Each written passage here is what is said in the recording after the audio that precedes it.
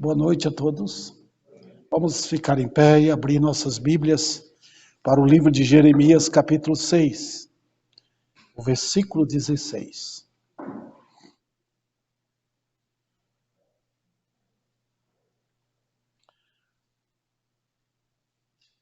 Assim diz o Senhor: ponde-vos à margem no caminho e vede, perguntai pelas veredas antigas, qual é o bom caminho. Andai por ele e achareis descanso para a vossa alma, mas eles dizem, não andaremos. Ó Senhor, pela graça tua, tenho uma mensagem a ser pregada hoje, agora, e carecemos, obviamente, da unção de Deus para pregar, do poder teu para pregar, da glória tua aqui presente conosco. E por aqueles que estão ouvindo, porque se o Senhor não trouxer a luz em nossos corações e ordenando que as trevas saiam, nós não vamos entender tua palavra. Então, Senhor, que momento oportuno para tua presença conosco. Dá-nos tua graça de pregar com poder e alcança, Pai, a tua igreja, edificando-a, fazendo cada crente se humilhar e também trazendo os pecadores que tu has de salvar ao arrependimento. Em nome de Cristo. Amém. Podeis assentar. O caminho certo. Eu tomei essa mensagem aqui porque, queridos irmãos, mensagens, tanto no Velho quanto no Novo Testamento, são oportunas, né? Sempre é um momento. Toda a palavra de Deus é oportuna. É como você colocasse uma comida nova na mesa.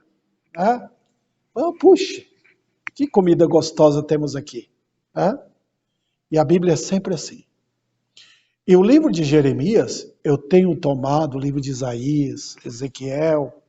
Por quê? Porque naqueles dias, os profetas enfrentaram o mesmo que nós enfrentamos hoje, com várias diferenças, claro, né? Vocês já sabem disso, não precisa nem explicar. Mas o tempo de Jeremias foi uma combinação de maldades e maldades avançando e que não foram tiradas de Israel. E quando Jeremias foi chamado para a pregação, ele enfrentou um povo completamente endurecido. Foi naqueles dias que tinha o governo de alguns homens que eram terríveis no reinado de Israel. E o povo estava rebelde. Os irmãos sabem que quando tem um líder que é rebelde, o povo normalmente acompanha. Quando o chefe de uma casa é rebelde, é incrível. Mas ele passa a rebeldia para os filhos, para todos dentro de casa. Foi assim também. Quando o rei era perverso, Jerusalém seguia a perversidade. Claro, tinha exceções. Tinha os verdadeiros crentes. Tinha o povo eleito de Deus. Né? Mas Deus nunca abandonou o povo. Nunca. Ok. E, queridos irmãos, o que aconteceu foi o seguinte. Aquele povo tinha abandonado Deus. Estava vivendo uma vida rasa. Eles estavam cheios de idolatria. Estavam buscando outros ídolos. E desprezando Deus. E achavam que tinha nada de errado. Se vocês que estão lendo a Bíblia, lerem o capítulo, a partir do capítulo 1, que é a chamada de Jeremias, aí Deus inicia no capítulo 2 com as advertências dele. Ele fala ali no capítulo 2 como o povo se abandonou, como a mulher que trai o marido. O povo de Israel traiu o Senhor. Tá? E olha quando chega, queridos irmãos, o capítulo 6. Olha o que Deus diz aqui. No versículo 14 ele diz que os falsos mestres curavam superficialmente a ferida, tá? do povo, meu povo, dizendo paz, paz. Não é a mesma coisa que está acontecendo hoje. A palavra mais usada no meio evangélico hoje é paz, paz. Todo mundo falando paz. Eu não uso isso, irmãos. Tá? Para mim, paz é resultante da obra de Deus na vida do pecador e quando a pessoa está andando certo com Deus. Isso é paz. A paz. Ah, paz do Senhor, graça e paz. Eu não uso. Sinceramente, irmãos. Tá? Isso é claramente uma manifestação de falsos mestres. Porque eles que semeiam isso. A paz hoje significa, não me fale de pecado. Não me fale de outra coisa. Paz. Queremos viver assim. É em todas as áreas da sociedade. O mundo moderno está transmitindo isto. Chega na sua casa, diz paz. Vamos viver como queremos. Paz. Não fale de Deus. Não fale do mal. Então, aqui, irmãos, nesse versículo 16, olha o que Deus diz para falar para o povo. Ponde-vos à margem do caminho. Vede. Olha para Jeremias falar com o povo isto. Perguntai pelas veredas antigas. Qual é o bom caminho? Andai por ele. E aí ele mostra o resultado. E achareis descanso para as vossas almas. Mas eles dizem, não andaremos. Eu quero tomar esse texto aqui para trazer esta mensagem hoje à noite. Para os irmãos. E para todos quantos quiserem ou puderem ouvir. Né? Então temos as seguintes lições. A primeira que aparece aqui, obviamente, ela é exposta no próprio texto, sem palavras. O que temos aqui é, Deus se coloca como Deus misericordioso. O Deus que se apresenta para ser o Salvador. É como se alguém está um salva-vida na praia. E ele adverte, esse lugar onde vocês estão entrando é um lugar perigoso. É melhor não ir. Mas se vocês forem, eu estou aqui. É isso que Deus está falando. Estou usando uma ilustração muito fraquinha para explicar isso. Deus está falando com misericórdia para aquele povo. Em segundo lugar, irmãos, Deus se coloca ou apela para a responsabilidade humana. Completamente diferente de livre-arbítrio. É responsabilidade. É diferente. Nós vamos ver isso aqui. Em terceiro lugar, Deus convida o homem a prescrutar. Vocês querem entender melhor a palavra? Significa examinar, ponderar de forma inteligente. E isso é importante aqui. Porque ele diz, volta às veredas antigas. Olha, eu dou graças a Deus, porque os hinos que cantamos hoje nos fazem voltar às veredas antigas. Eu dou glória ao Senhor por isso. Nós estamos vivendo uma época que ninguém quer saber de veredas antigas. Eles querem ver o que eu posso ganhar lá adiante. Eles esquecem do que ocorreu anteriormente. Em quinto lugar, irmãos, em quarto lugar, Deus apresenta um só caminho. Está vendo? Vocês estão vendo no texto aí? Perguntai pelas veredas antigas, mas pastor, está aí veredas. Mas nota o que segue. E qual é o bom caminho? Quer dizer, você vai perguntar pelas veredas antigas. Qual é o bom caminho? Está vendo? Então ele está falando só tem um caminho. Em quinto lugar, Deus convida o homem à conversão. Andai por ele. Isso é conversão. Em sexto lugar, Deus afirma que nesse caminho há um descanso. Então, ele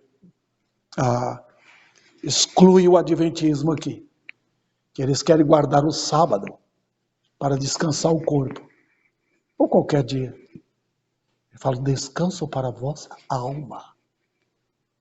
É a mesma coisa que Jesus diz em Mateus. E achareis descanso para as vossas almas. E por fim, em sétimo lugar, nós vemos no texto a triste decisão do pecador. Não andaremos. Não, queridos irmãos, tanto faz pegar o povo de agora, como o povo de 4.000 anos atrás, 2.000 anos atrás, de 10.000 anos atrás, não importa. É a mesma coisa. Eles vão dizer sempre o mesmo. Não andaremos. Então, nós vemos aqui, irmãos, misericórdia, graça e depravação total. Que coisa terrível. Então, vou entrar na mensagem agora. Eu não vou demorar muito, porque vocês viram 7 coisas aqui. Normalmente, minhas mensagens têm apenas 3 pontinhos só. Para a gente investigar bem isso. Mas aqui eu vou passar rápido, porque levaria muito tempo para a gente tratar de tudo isso com carinho, exame minucioso. A primeira lição, nós vimos, já falei para vocês. O que nós temos no texto? Um Deus de misericórdia. Como podemos saber disso? Porque, queridos irmãos, quando Deus abre a boca para falar com uma geração perversa, ele não precisava falar. Não. Deus é juiz. Da mesma maneira que ele salva, ele julga. Então o povo não gosta de ouvir isso, né? Esse equilíbrio que tem nos atributos de Deus. O mesmo Deus que é poderoso para salvar, é poderoso para julgar. E ele faz. Repentinamente. Ele poderia ter destruído Jerusalém naquele momento. Mas ele não fez. Ele deu tempo. Então, irmãos, quantos anos Jeremias pregou? Eu não sei. Mas foi talvez uns 30 anos Jeremias pregando ali para aquele povo. E ele avisou. Olha, Deus já chamou Nabucodonosor. Deus já chamou os caldeus. Era como se Deus estivesse falando para o Brasil aqui. Eu estou chamando a China, ou Cuba. Eles virão. Eles vão matar todo mundo. Então era para vocês acordarem já. Entenderam? Okay? Naquele tempo, a ameaça ao mundo naquele tempo eram os caldeus. Deus deu força para aquele povo. Deus concedeu que eles tivessem ganância para matar gente, levar escravos para eles. Era o país do mundo naquele tempo. E Nabucodonosor era um líder, um general de guerra mesmo. Eles não tinham dó, não. Então Deus está falando o quê? Eu já ordenei. Nabucodonosor, ele está vindo. Naquele tempo não tinha avião, não tinha carro, não tinha nada disso. Era na base de cavalo mesmo. Eles vinham com ameaça. Uma viagem distante, 1.000 quilômetros, talvez. Mas estavam chegando. E Deus aqui avisando. Olha o que Deus faz através de profetas, irmãos. Ele avisa o povo. Vai acontecer. Arrependam agora. Deixe os maus caminhos. Olha que coisa. E, em segundo lugar, irmãos, a sua misericórdia, quer dizer, a misericórdia de Deus, sustém a ira dele. Vamos imaginar que esse aqui seja a mão de Deus com uma faca para matar. Esse é o juízo. Puro, santo e justo. Mas essa mão aqui seja a mão de misericórdia. Então, quando Deus está querendo julgar, punir, a misericórdia entra e segura a mão de Deus. E normalmente, Deus faz isso usando um mediador. Sempre fez assim. Os instrumentos eram humanos, mas eles eram imitadores de Cristo. Quando Moisés subiu ao monte, que o povo lá embaixo no Monte Sinai estava lá adorando o bezerro de ouro e pulando o carnaval deles, o que aconteceu? Deus estava vendo, Moisés não estava, mas Deus estava. Deus falou para Moisés, sai da frente, eu vou acabar com eles agora. O que Moisés fez? Moisés entrou em ação. Ele como que se pôs na frente de Deus. Senhor, não faça isso. Tu fizeste uma aliança com Abraão. O que os povos vão falar? Nota como Moisés foi e mexeu, quer dizer, ele tocou a campainha da misericórdia de Deus. Então, a misericórdia, segura. Está vendo aqui? Sempre foi assim. No caso de Jeremias aqui, quem Deus estava usando? Não era só Jeremias, irmãos. Tinha vários crentes, muitos crentes lá em Jerusalém. Aqueles homens oravam. Tinham sacerdotes, tinham profetas. Mas Jeremias foi um homem de chorar. Jeremias tinha um sentimento profundo pelo povo. Ele amava o povo dele. Ele sempre estava orando, intercedendo. Então, está vendo? Como a misericórdia de Deus segura. Por que Deus não destruiu o Brasil ainda? Por que Deus não mandou os comunistas para acabar com essa nação e tornar uma Cuba, uma Venezuela, destruindo, fazendo pessoas morrerem, fazendo pessoas passarem fome, levando outros para lugares terríveis de escravidão? Por quê? Porque Deus é um Deus de compaixão. A misericórdia dele é incrível. Então nós estamos vendo isso, queridos irmãos, acontecendo aqui em nosso país. Não caiu a ira de Deus ainda? Não. Por quê? Caiu em parte. Tem gente morrendo de Covid, tá? Tem gente morrendo com as vacinas. Tem milhares.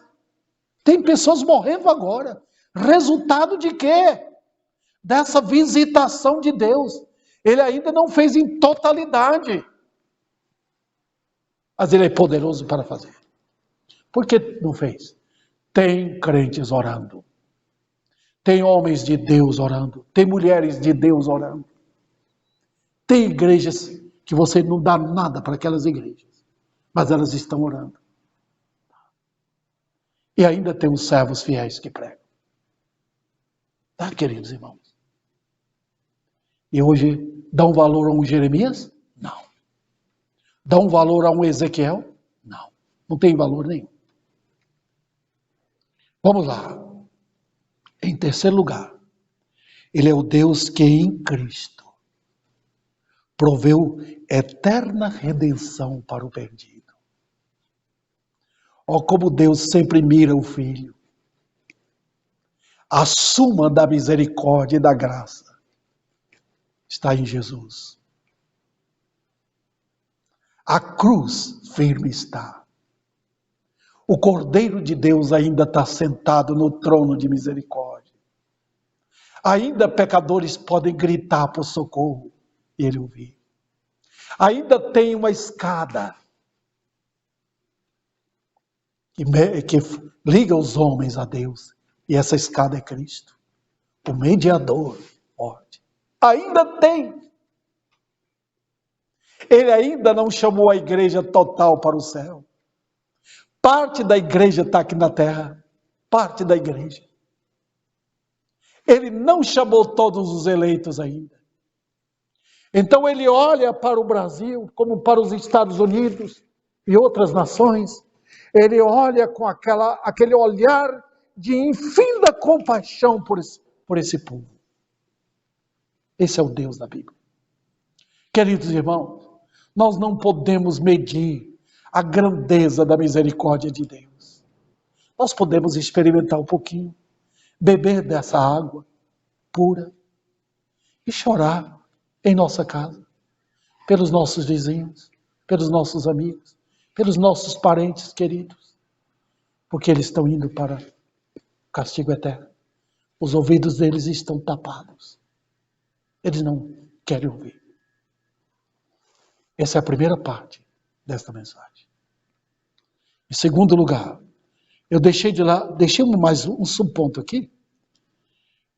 É aquilo que eu havia falado, que o Espírito abra os olhos para enxergar a beleza do amor de Deus em Cristo. Então vou agora irmãos, eu não fiquei no texto? Fiquei. Porque é impossível você ler um versículo 16 como esse, sem ver um Deus falando. Agora vamos ver a responsabilidade do homem. Deus lida com a responsabilidade do homem? Lida. Todos têm que ouvir. Todos, não importa. Rico ou pobre, pessoas de cor escura, pessoas de cor clara, não importa. Todos têm que ouvir. Por quê? Deus vai salvar todos? Não, isso não importa. Deus quer que o homem saiba que ele é Deus. Olha, irmãos, eu já falei sobre isso aqui, mas vale a pena mencionar. É impossível ler o que vai acontecer na grande tribulação. Vocês podem notar ali, no capítulo 6 ao capítulo 19 de Apocalipse. É a tribulação. E Deus derramando a ira dele do céu. Cólera. O horror da punição de Deus. Homens com dores, gritando de dor aqui. Terrível. Vai acontecer na grande tribulação. Mesmo assim, blasfemando de Deus. Não arrependendo das suas maldades.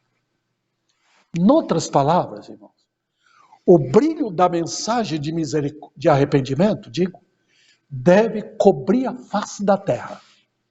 Deve. Os Estados Unidos precisam ouvir. O Brasil precisa ouvir. Que Deus requer arrependimento de todos. Foi esta mensagem de Paulo lá para os gregos, lá em Atenas.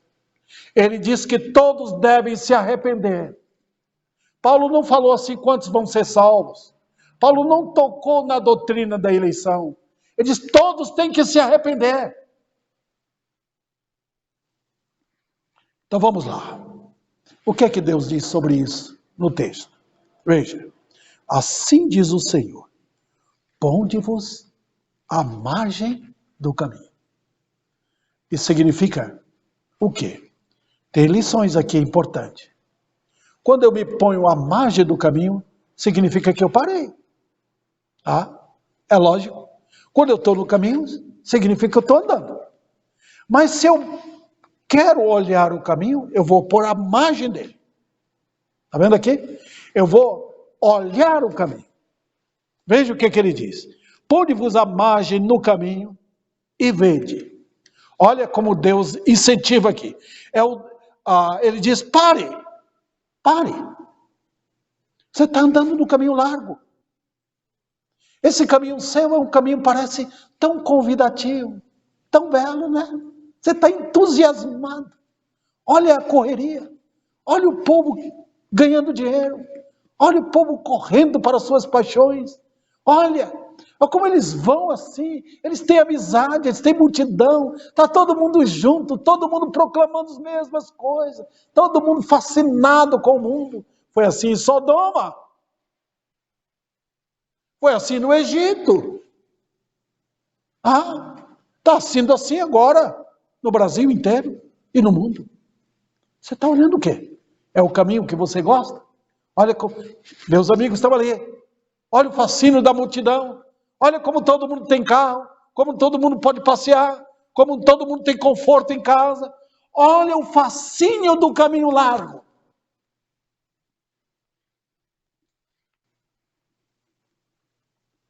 Então Deus diz, pare, põe-vos à margem do caminho. Há outro detalhe, pare, porque há aviso de perigos por todos os lados. Está vendo, queridos irmãos? Incrível! Deus pôs aviso. Tem determinados lugares que há aviso de uma usina que pode nuclear. Foi assim que aconteceu na Rússia. Os avisos de que vai estar estourando, está explodindo alguma coisa. Corra todo mundo. Há um aviso que uma barragem caiu, quebrou toda. Todo mundo sai daí que vai ter inundação. Deus colocou aviso. Ele colocou os pais, não vá meu filho, fique em casa, não saia. Está avisando aquela menina ali, não vá à noite, não saia com esses elementos. Está falando com os filhos, não vá ali que é perigo, é drogas. Cuidado com ladrões, cuidado com salteadores, cuidado que agora há uma epidemia mortal. Então sempre Deus colocou aviso. Ele utiliza as leis do país, ele utiliza a polícia, ele utiliza tudo para avisar. Olha, até os animais avisam. Se tem uma cascavel, você vai chegando, ela chacoalha. Tem perigo, fique de longe. Não é verdade? Olha que amoroso Deus. Ele pôs aviso em todos os cantos do caminho. Sempre há sinal vermelho. Não vá. Outro detalhe. A sabedoria chama. Olha o quanto Deus fala de sabedoria. Mas o amor pelo mundo, o amor pelo dinheiro, o fascínio pelas paixões, faz com que a sabedoria seja desprezada. Como se fosse um lixo jogada fora. Eu sempre falei para vocês, o cunhado casado com minha irmã, como a vida dele foi assim, fascinado por sexo. Foi assim. Foi fazendo a esposa sofrer, os filhos, recusando os avisos, recusando. Eu me lembro que alguns anos antes da morte dele, eu fui lá visitá-lo. Eu falei, quando eu vier aqui, você já está no seu funeral. E foi dito e feito. Olha os avisos de Deus. A sabedoria de Deus chama. Olha aquela igreja onde prega a verdade. Ela está aberta. Venha. Venha. Olha a palavra de Deus. Tá aí. Ele não tirou a palavra dele. Está aí para você comprar, adquirir. Olha. Você tem um crente do seu lado. Olha que bênção ele é. Está lhe protegendo. Você tem aquela esposa crente. Você tem um marido crente. Você tem um filho crente. Olha os avisos da sabedoria de Deus. Você está vendo o cemitério? É um aviso. Olha para onde vai sua ganância, suas maldades. Onde o seu caminho termina. Também, veja que há algo errado. Que, observe, você diz, eu tenho livre-arbítrio. Tem mesmo. Mas seu livre-arbítrio segue a lei da gravidade. Você só desce. Você não sobe. O livre-arbítrio só é certo quando o homem sobe para Deus. Mas você só desce. Neste mundo você é como uma bola, uma ladeira. Ela vai descer, a não ser que encontre um obstáculo. Anotem. Veja bem, você facilmente desce. Você não consegue. Você não consegue vir para a igreja. Está vendo? Tem algo errado. Você não consegue ler a Bíblia. Você não consegue viver para Deus. Não. Então por que serve o seu livre-arbítrio? Se você não gosta de Deus, você não gosta da Bíblia, você não gosta de santidade, então você não vai querer nada de Deus. Você não vai querer o céu, porque lá é um lugar santo. Então está vendo como você só desce. Também, outra coisa, Deus está falando com seres humanos. Ele não está falando com animal. Deus não se ocupa com cães, bois, como ocupa-se com os homens. Porque eles são animais, irracionais. Mas você não. Você tem uma mente. Deus lhe deu capacidade para pensar. Não se justifique.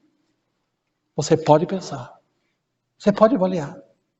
Eu sei que hoje, irmãos, o que Satanás está fazendo até mesmo através de igrejas chamadas evangélicas, é tirando a capacidade do homem pensar.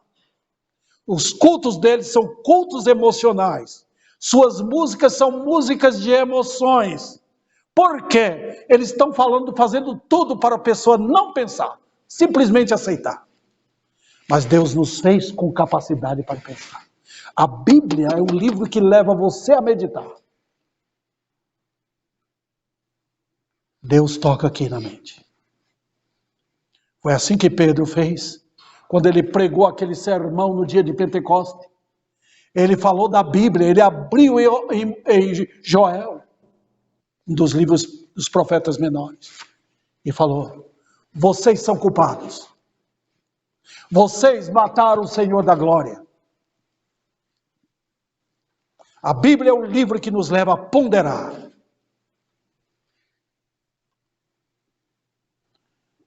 Você quer que Deus lhe trate como um animal? Você vai ficar abaixo dele. Foi assim que ele fez com Nabucodonosor.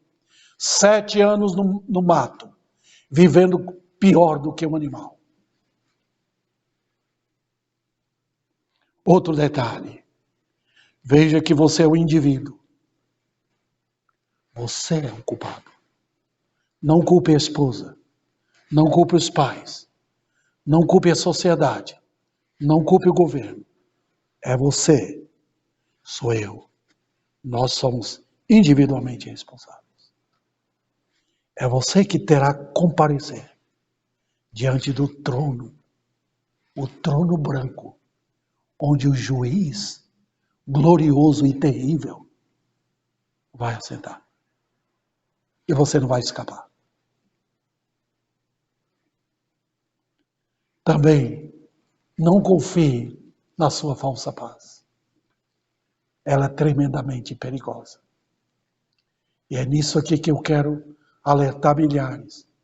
Tem milhares hoje chamados evangélicos que nunca se converteram. Nunca. Dizem que são crentes, mas nunca tiveram a paz com Deus. Nunca. Tem uma falsa paz. Porque estão sendo convidados para a arte de fazer alguma coisa para Deus. Essa arte. Misericórdia. Como que Deus estivesse satisfeito com ele. Pare, sonde, examine o caminho.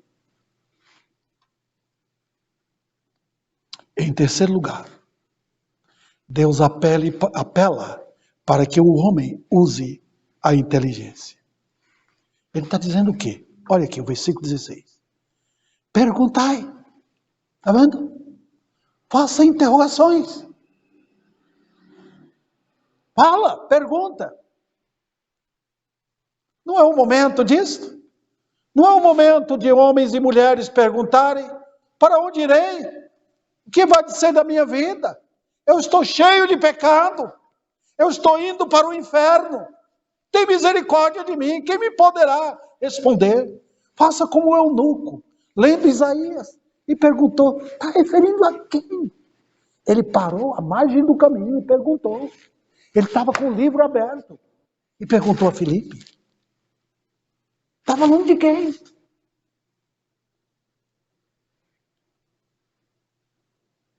Então, vamos examinar aqui. Não continue no caminho somente porque é largo e fácil. Não continue. Ele é muito atraente, né? Mas sabe, você está vendo multidão andando pelo caminho largo. Todo mundo alegre. Os jovens, adolescentes, famílias, todo mundo alegre. Todo mundo satisfeito. E você fica com inveja. Você querendo andar lá também. Mas sabe, as ervas daninhas se multiplicam. A Bíblia fala sobre isso. Multiplica os infiéis. Mas eles vão ser arrancados da face da terra. Então não vai atrás disso, não. Não vai atrás do caminho só porque está cheio de gente. Procure, sonde o antigo caminho, as veredas antigas. Sonde. Volte para a Bíblia. Porque ela fielmente, ela faz você examinar o passado.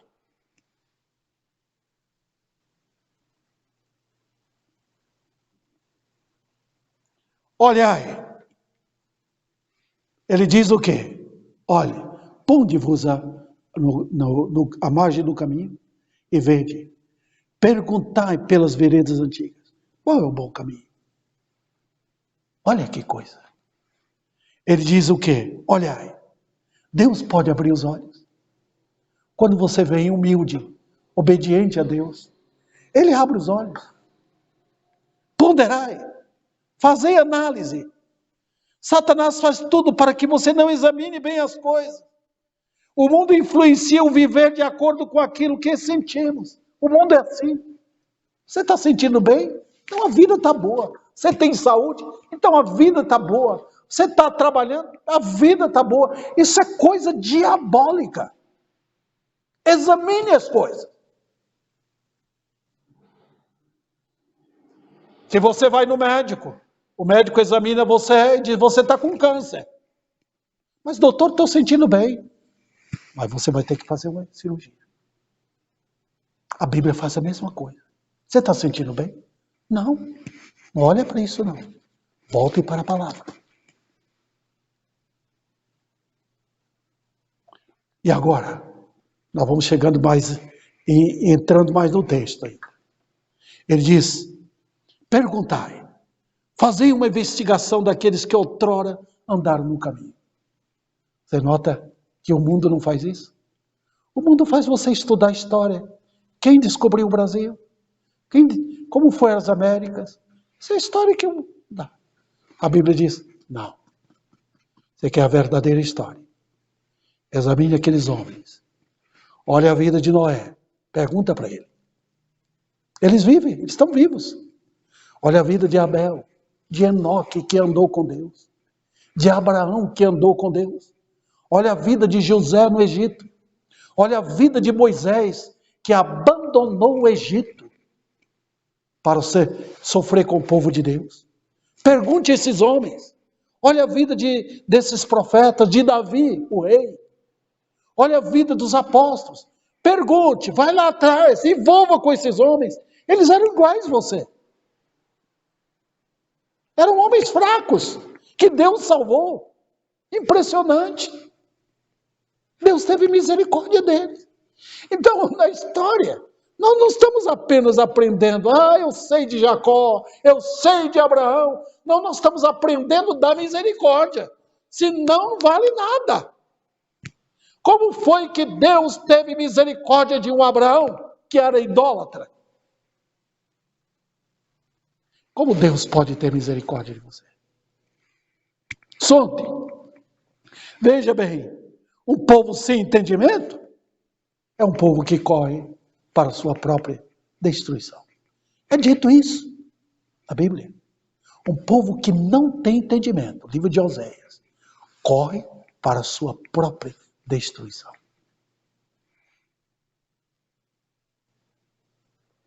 Também vê o caminho de Abraão, de Jacó, de Moisés, de Samuel, de Paulo. Por onde esses homens andaram? Eles andaram com Deus. Então, o caminho de Moisés, de Abraão, de Jacó, são chamados na Bíblia veredas. Tá? Aqui está a vereda daquela irmã, vereda daquela outra irmã, daquele irmão, tá? São veredas diferentes, porque cada um segue o estilo de vida que tem, mas anda num caminho só. Veja, são muitas veredas, mas é um caminho só. Está vendo aqui? Então, as veredas são diferentes, mas o caminho é um. Eu tenho o meu estilo de vida. Meu filho Gessé tem o estilo de vida dele. Mas nós andamos no mesmo caminho. Tá vendo? Então, queridos irmãos, olha, faça o quê? Uma reportagem com aqueles que viveram no caminho certo. Sofreram? Sofreram. Foram provados? Foram provados. Mas onde eles estão agora? Estão lá no céu. Perguntem. São homens e mulheres que vivem. Estão lá no céu. Então pode perguntar. O povo de Deus não morre. Estão vivos. Que proveito tiveram os que andaram no caminho largo? Aquele faraó que quis impedir que Moisés levasse o povo. Onde ele está agora? Pergunte a homens como Nabucodonosor. Pergunte a homens como Herodes. Pergunte a Pilatos. Onde estão agora? O caminho perverso deles.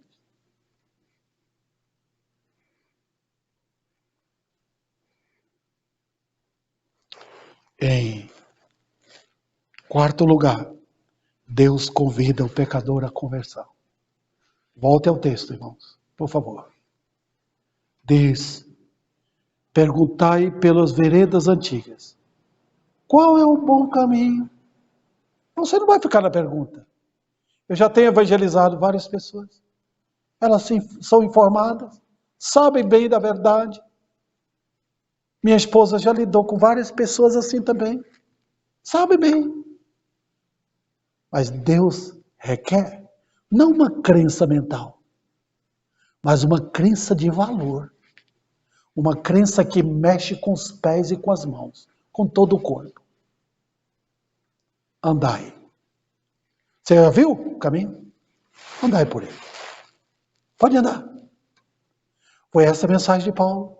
Arrependei-vos e convertei-vos, para que sejam cancelados os vossos pecados. Andai. Esse é o caminho.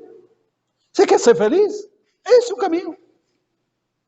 Você quer ir livremente para a glória eterna? Esse é o caminho. Não é o caminho da multidão. Tem pouca gente nele. Mas pode entrar. Você sentirá segurança. Vamos lá. Veja. Peça a Deus sua graça em deixar o caminho seu. É o mau caminho. Mesmo que seja necessário humilhar. Mas é melhor humilhar agora do que ser humilhado depois. Não existe meio termo. Não tem jeito. Você fica lá na sua casa e diz: eu vou ser crente por aqui mesmo. Não tem meio termo. Ou você anda no caminho, provando que você se converteu. Ou você não terá solução. Veja, seu caminho não serve. Seu caminho é um caminho mau. Sua natureza ama e gosta desse caminho. Vamos lá. Então tome o rumo do céu agora. Aproveite a oportunidade gloriosa dada pela revelação de Deus. É o bom caminho que Ele está mostrando. Cheio de dificuldades? Sim. Contra a natureza maligna? Sim. Mas Cristo Jesus, Ele veio ao mundo. E Ele abriu o caminho rumo ao céu.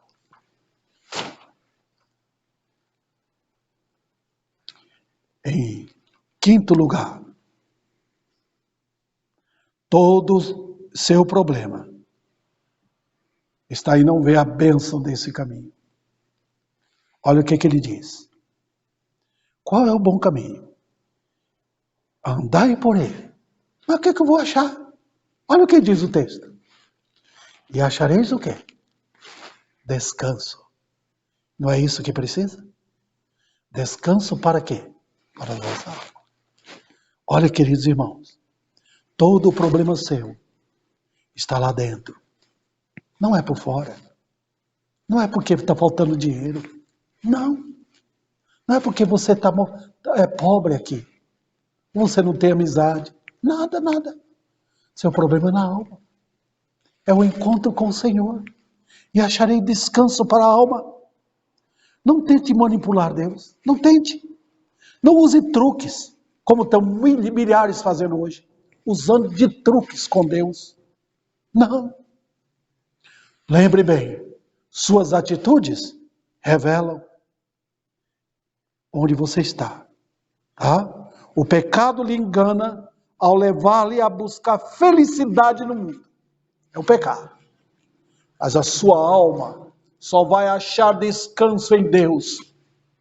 Amigo, cuide da sua alma agora. Ela irá perecer no inferno se você não se arrepender. No caminho certo, você encontrará o descanso e a paz verdadeira para a sua alma. Não é maravilhoso? Agora, eu vou para a parte final. A triste decisão da natureza humana. Infelizmente, nós vemos isto. Olha o que diz o final. Mas eles dizem, não andaremos. Que coisa horrível. Essa é a natureza maligna do homem. A triste decisão da natureza. Não andaremos. Como é que eles fazem isto? Vamos ver. Eles fazem, ou falam com a boca, não quero, não vou, não vou. Tem muitos que falam ousadamente, não quero ser crente. Outros não falam nada, mas a atitude revela. Ah, não andaremos. Muitos tentam usar de truques, sofismas. Ah, as atitudes de muitas pessoas revelam que eles são. Ah, sim. Eles mostram qual é o caminho que eles querem andar. Muitos chegam na igreja, mas o caminho é o mesmo. Um caminho maligno, um caminho da avareza, o caminho do vício, o caminho da maldade, o caminho da perversidade no pensamento, o caminho errado. Não quero andar. Assim que o povo de Israel falou com Jeremias, nós não queremos. Eles fizeram isso até o final, mesmo sendo Jerusalém destruída, o povo fez a mesma coisa. Pode chegar à morte, pode bater um sofrimento na pessoa. Ela vai dizer, não queremos, não queremos, não queremos andar pelo caminho de Deus. Nós preferimos servir os nossos ídolos. Que tristeza. Preferimos morrer no pecado. Mas o Deus de misericórdia, Ele estende sua graça. Para quem? Para o pecador quebrantado. Que coisa maravilhosa. No meio dessa parafernália de decisões contra Deus. Às vezes tem 1, 2, 3, 4 ou mais pecadores. Esse humilham. A mensagem sempre foi assim. Quando você pensa que está todo mundo fugindo de ouvir o Jeremias, Deus tem 1, 2 ou 3 que aparece ali. O que aconteceu? Foi que a misericórdia brilhou tanto e a graça entrou e trouxe pecadores ao arrependimento. Incrível.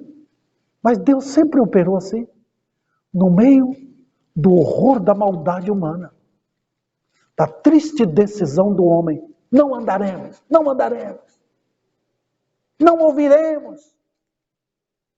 Deus ainda salva perdidos.